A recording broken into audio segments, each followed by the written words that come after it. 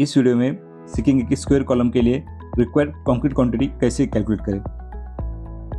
Suppose अपने पास 600 by 600 का square column है जिसका हाइट 8 फीट है, ग्रेड 30 है, ऐसे अपने पास 10 कॉलम्स है। जस्ट कैलकुलेट करो, ये पूरा आ जाता है। इसका ड्राइंग देख सकते हैं रीड व्यू में।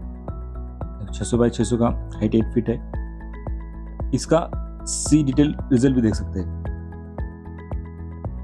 Cement quantity, sand quantity, aggregate, admixture, water quantity सब आ जाता है।